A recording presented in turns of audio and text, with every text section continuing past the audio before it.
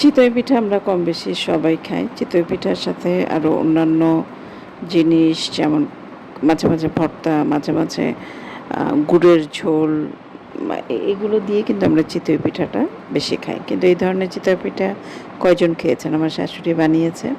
চিতই পিঠার মধ্যে দেখেন ডিমের কুসুম আছে, ধনিয়া পাতা আছে, কাঁচামরিচ আছে।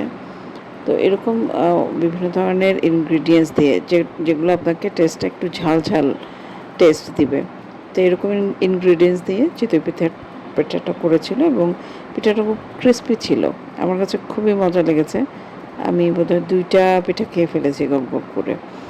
তো আমার শাশুড়ি খুব ভালো রান্না বান্না করে, যেটাই বানায় খুবই মজা করে বানায়। তো এই পিঠাটা দেখেন আপনারা যদি মনে করেন নিজেরাও ট্রাই করতে পারেন। যারা নর্মাল চিতই পিঠা বানাতে পারেন তারা ঝালটা বানাতে পারবেন।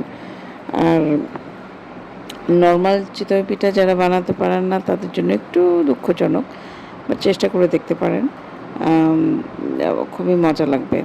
যারা একটু মিষ্টি অ্যাভয়েড করেন, ডায়াবেটিকের পেশেন্ট, তাদের জন্য কিন্তু এই চিতই পিঠাটা আমি বলবো পারফেক্ট। বাট টেস্টটা আসলে ভালো ছিল। একটু ঝাল হলে মন্দ নয় আর কি।